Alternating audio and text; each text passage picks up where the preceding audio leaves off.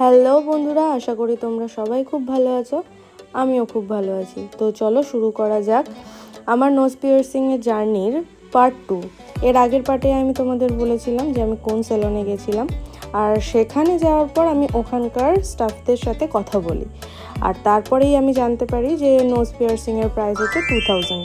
তো তারপরে আমি ডিরেক্টলি ভিতরে চলে যাই যেখানে আমার নোজ পিয়ার্সিংটা হবে। তো ওখানে যাওয়ার পর আমি ভীষণ পরিমাণে নার্ভাস ফিল করছিলাম। তো আমার হাবি আমার হাত ধরে আর আমাকে হাসিয়ে ভীষণ পরিমাণে সাহস জোগানোর চেষ্টা করছিল, কিন্তু কতটা কি পারছিল আমি বলতে পারবো না।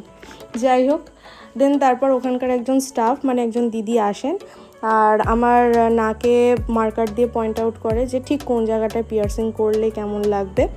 তো তারপরে আমি নিজেও দেখি, আমার হাবিকেও দেখাই।